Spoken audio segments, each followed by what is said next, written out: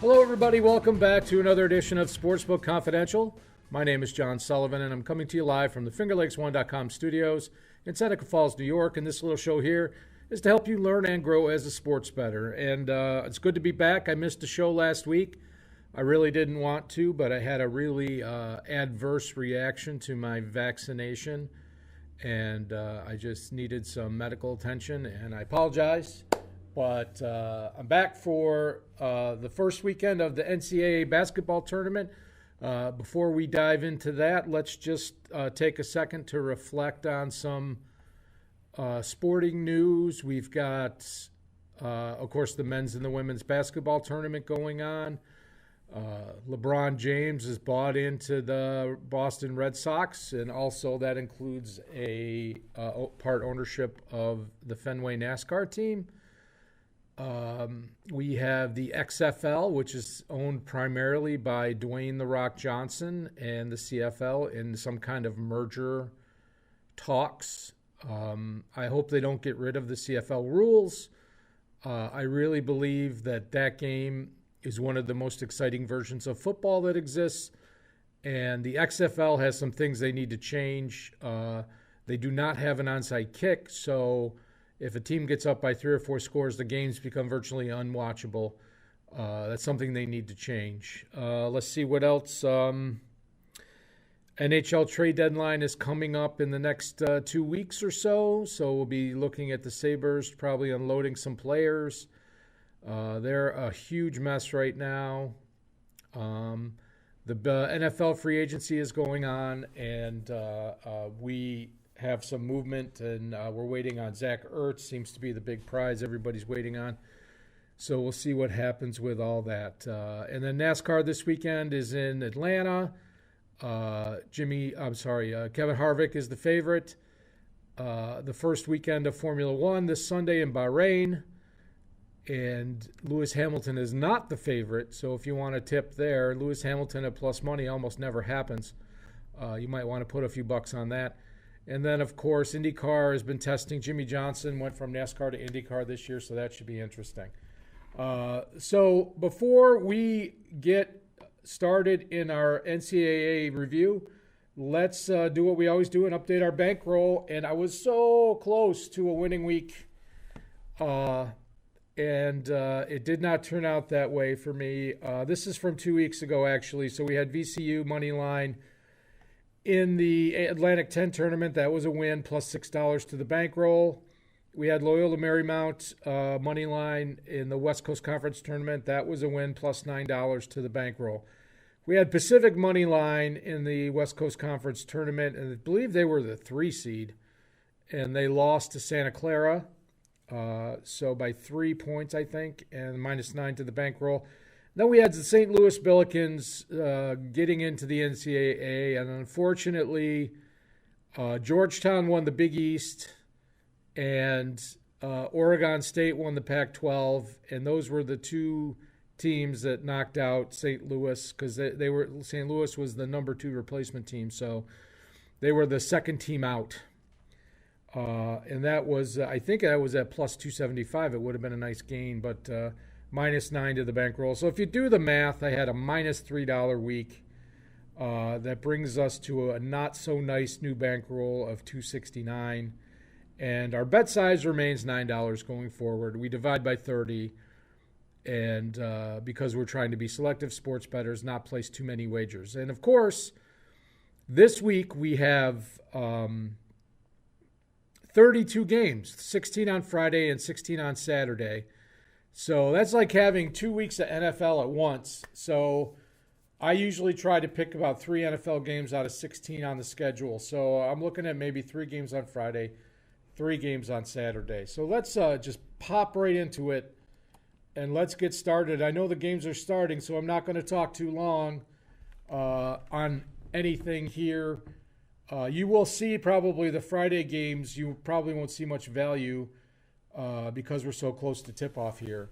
So let's get it started. These are in order of when the games are being played today. They're going to tip it off with Virginia Tech and Florida. Florida currently plus 135, and my model is in parentheses for those of you that don't know or follow the show regularly. I create a mathematical model calculated on a spreadsheet, which gives me a prediction for the game. Your mileage may vary on how accurate it is, but I find it usually comes out pretty accurate to the line. That means it tends to give a good market prediction. So, but when we see my model prediction different from the line, then that's where we think we might have value. So, just a quick primer there. So, my model has it minus 1.13, so it likes Florida, 138.09, so it likes the over. I think if you're getting 3.5 or 4 points or more on a total, I mean, that's a possession. That's somebody shooting a three, in a meaningless game with, no time on the clock. So if you're getting, 3.5 or 4 or more in either direction, you might want to consider the total. Don't really have an opinion on Virginia Tech-Florida game. I don't think the SEC is as strong as everybody says it is, and I don't think the ACC is as weak as everybody says it is. But Virginia Tech has not played consistent basketball, and when they're at their best, they're very good, and they could very easily win this game. So I'm going to stay away. Colgate at Arkansas. Colgate did not play any games outside of their conference. Arkansas, again, SEC team. Favored by 8.5. 162 is the total. I have it at 9.29 and 160.29. So I have it a little bit to the under. This is a game also that I don't really want to touch. It doesn't seem like there's a whole lot of value here. There are believers in Colgate because obviously if they play in the Patriot League, they haven't played anybody outside. We don't know what level of competition they're prepared to face. Drexel versus Illinois, minus 22.5, 143.5. I have it at minus 18.24 and 143.59. So the total's right on. But this game really stands out to me. Drexel is at the very bottom of the NCAA in pace. They're a very deliberate team, and they're also at the very top of the NCAA in the top, 10% or so. In free throw percentage, they shoot almost 80% as a team. I really like this. Betting a 16 seed is probably doesn't end very well, but my model says there's extreme value on taking Drexel in this game. Utah State versus Texas Tech. Texas Tech minus 4, 130. I have it at minus 3.57, 132.68. So not a whole lot of value here. I think once you get to 5 or 6, you're looking at taking Utah State. You want to be getting a basket, on the spread. You want to be getting a basket in your direction, preferably a 3-point basket. So I don't know if that line's going to move enough by the time the game starts, but don't sleep on that the Mountain West Conference. They have good teams there. Oral Roberts versus Ohio State, minus 15.5, 157. I have it at minus 14.63 and 156.6. So the total's right on. Oral Roberts is a good team. It's obviously not on Ohio State's level. I expect this line to be very close. I could see this being a 12-point game, or it could be an 18-point game. I don't like it here. Ohio State, if they are focused, should run away with this, but I'm not laying the 15 points. Hartford against Baylor. Baylor minus 25.5, 140. A model has it at 21.6, 137.82. So once again, you're getting 4 points with Hartford. You're getting those 4 extra points according to the model. It's leaning towards the under here. I don't think there's enough of a swing for me to take the total here. And I just don't like Hartford enough to take the 25.5. I didn't see anything in their team stats that would make me think that they would keep the game close. Games like this comes down to, scrub time. the deep end of the bench. If the game is a blowout, they'll get in at the end, and it comes down to whether the coach will let the replacements play, or he will just instruct them to run the clock out. That will have a say in what the final spread is. Georgia Tech versus Loyola Chicago, minus 5.5, 124.5. I have it at minus 1.42, 129.89. Model says take Georgia Tech in the face shield. Josh Pastner, I think, is a very good coach. This is going to be a very tough game. I think Ken Pom has Loyola in the top 10 of his ratings. Obviously, they're a very good team. But this would be strictly a cover play. If you're getting 6 with Georgia Tech, I think that's a number you want to look at. It also, it's saying over here. I could see this being like a 61-58 type of game. That's not 124, but if the teams hit their free throws at the end, it could go over. Oregon State versus Tennessee, minus 8.5, 131. I have it at minus 7.77, 137.14. So, yes, we really do like the over here. This, I think, is the biggest spread on my model for Friday. Obviously, Tennessee can score. Oregon scores points in bunches. Oregon State, the Beavers. They were down by 16, I think, to UCLA in the Pac-12 tournament, and they came roaring back. I feel like this game will be high scoring. I don't know how close it will be, but I certainly feel like 131 is going to be hit here, and that's another game I'm keeping my eye on. So let's see the other half of Friday's games. Liberty at Oklahoma State, or against Oklahoma State, minus 7. 139.5. I have it at minus 8.61. 138.98. You can see there's really not much value there. I think Liberty is a legit team. They did not get much out of conference play. They could be competitive here.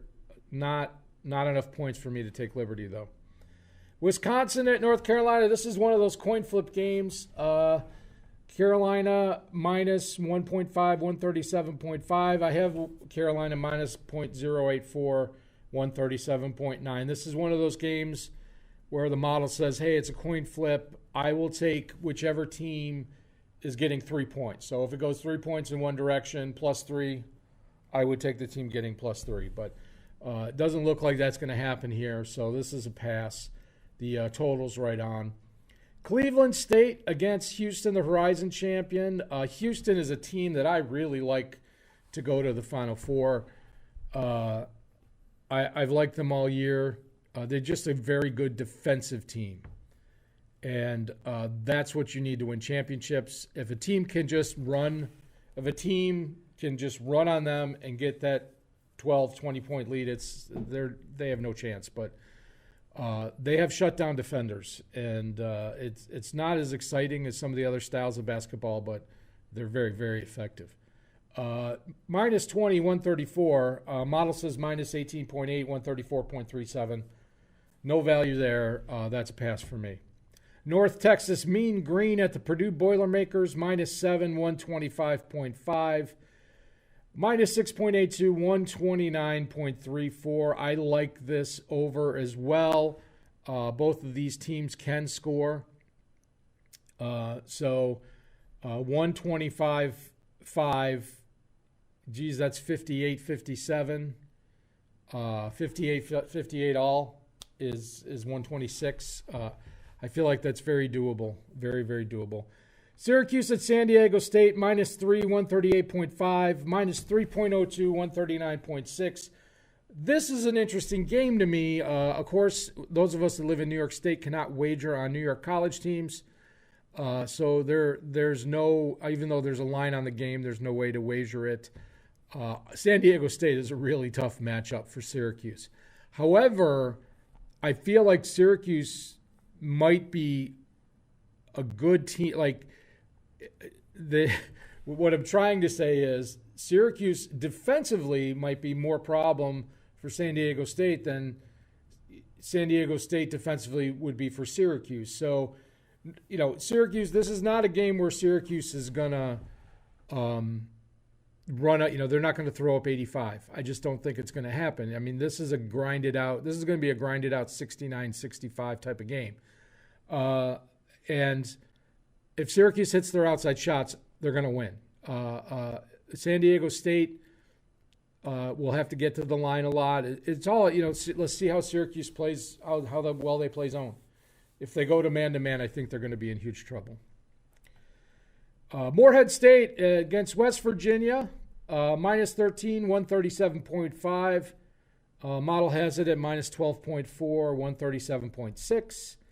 Obviously, the total's right on. There's not much value in that game.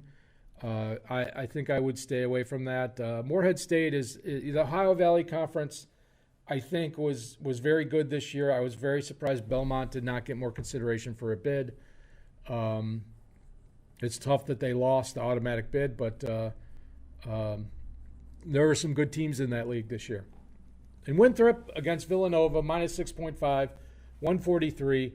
I have it at minus 7.7, 145.11. So my model says over and Villanova there, but not strong enough for me to have an opinion. So let's move on to Saturday, and I was able to scrape the data this morning from last night's games so I could get all the matchups in. And we're going to start with Georgetown versus Colorado, minus 6, 138. My model says minus 3.43, 138.72. So the model likes Georgetown here, and I kind of have to agree with it. I'm not getting a full 3 points swing, but Georgetown, you're talking about a team that is playing with no pressure. It's Georgetown. Coach Patrick Ewing got them into the NCAAs by winning the Big East tournament, even though he had to show his credentials to get into Madison Square Garden. But Colorado is a team, the Pac-12 did not impress me this year. A team that's been inconsistent down the stretch. UCLA was bad down the stretch. USC I didn't think was great down the stretch. Oregon played okay down the stretch. Georgetown is basically free rolling, and they'll play fast and loose. Give me 6 and the Hoyas. North Carolina, Greensboro, and Florida State minus 10.5, 145.5. I have minus 8.87, 144.49. There's not much value there.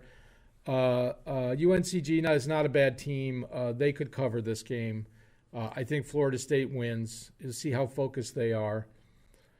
Eastern Washington in the Big Sky against Kansas.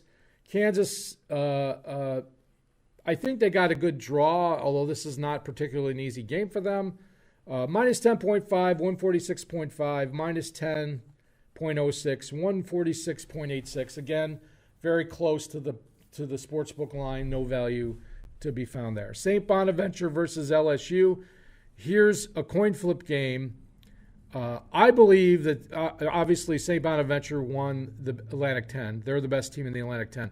I think the best team in the A10 is better than the third or fourth team from the SEC. If St. Bonaventure plays the way they've been playing in the last 2 weeks, they should win this game.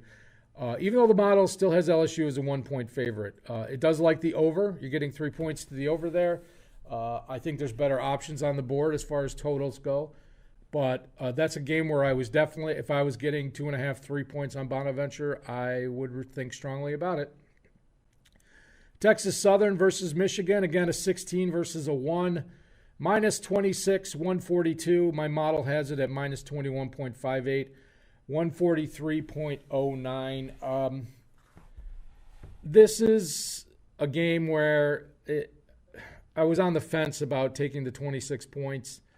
I like Drexel much better just because of all the 16 seeds. I think they're the best, easily the best team, getting 22.5. This game, it swings about 5 points to Texas Southern. My model does.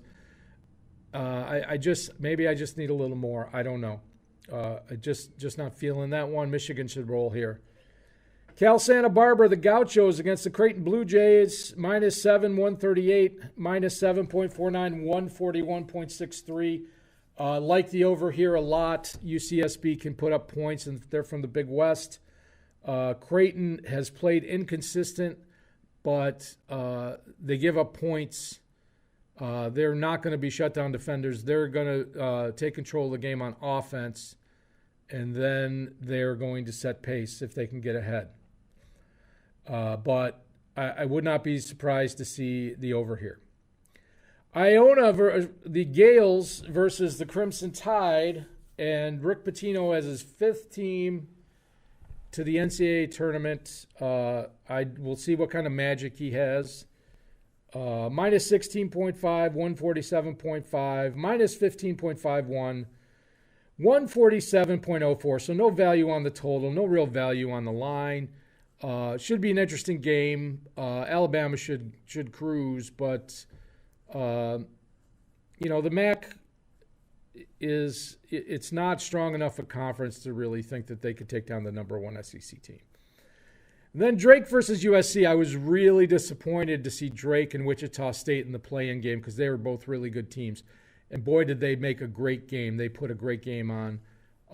That was the most exciting game, in my opinion, last night. But they've got to come right back and play USC, which is a team that I'm not that impressed with.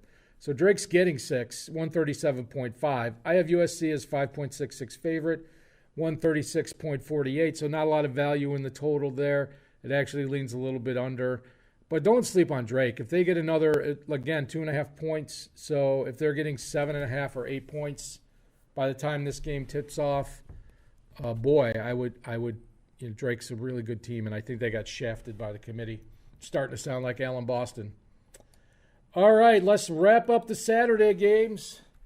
We got Grand Canyon building a very nice program out in the WAC versus Iowa, -14.5, 144.5. -12.89, 146.65.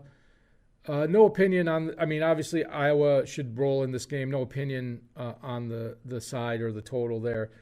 Maryland versus UConn. Both of these teams, I was not expecting, I was expecting them to be closer to the bubble than they are seeded, but here we are. UConn -3, 130. I have it at -2.52, 131.64. You just don't know what you're going to get here. It's going to be a close game. Maybe if I got the hook, maybe I would consider taking Maryland, but I don't know. The Big Ten is not as strong as the ratings have made them out to be. We shall see. That's why they play the games. Ohio Bobcats versus the Wahoos Virginia Cavaliers, -7, 131. I have it at -8.16, 133.75. So it's saying take the over. And Virginia, plays that stifling defense, and they like to use the shot clock. And it was, back in the day when they were top 5, it was not uncommon to see their totals be like 104, 109. Ohio could put up 70 points. I don't feel strong enough to take an over against Virginia right now, but that's a pretty low total for the NCAAs in general. Missouri versus Oklahoma, the Sooners -0.5, 140. I have them at -1.44, 141.76. I think they're like -105 on the money line. So this is a coin flip game, and my model says, okay, Oklahoma's a 1-point favorite. So if you're feeling froggy, I like Lon Kruger as a coach better, the coaching matchup here. So that one I was thinking about. I didn't pull the trigger on it, but it was up there. Norfolk State versus Gonzaga, -33.5, 154.5. I have it at -26.88, 153.51. So the big question in my mind was, is Gonzaga going to score 90 points, which I think they are? And I looked at the team total, and it was 93.5. So I couldn't I couldn't bring myself to bet under 93.5. And I certainly couldn't bring myself to bet over 93.5. The model loves Norfolk State here, but obviously they're coming off a game the other night. And if this was any other team but Gonzaga, I would take the 33.5. But once again, the coach could literally let the dogs out and put his subs in and let them run. And, those guys never get on the court, and they all have fresh legs. And poor Norfolk will get run over. So this could be a 50-point loss. This could be a 30-point loss. I don't know. But obviously Gonzaga is heavily favored, so I'm not going to touch it. UCLA versus BYU, the battle of the acronyms. Cougars minus 3.5, 139. I have it at minus 3.48, 142.58. So that's 3.5 to the over. You guys know that I like BYU this year. I feel like they're disrespected because they played in the same conference as Gonzaga. They had some close non-conference games early, but I think they're like a legit team. They should be like a 4 seed. They shouldn't be a 6 seed.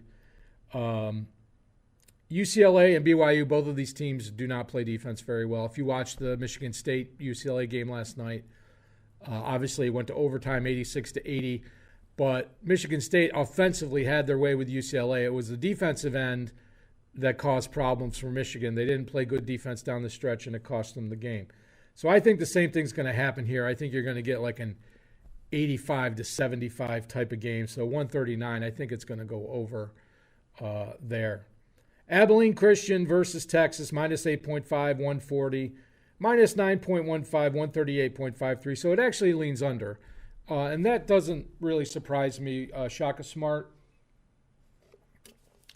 seems, he's very focused on the defense and the pressure. And this could, again, I think that they will not try to run up the score. The team would want to get out with a win, with up double digits, and run as much clock as possible. As far as the spread goes, I really wouldn't touch it.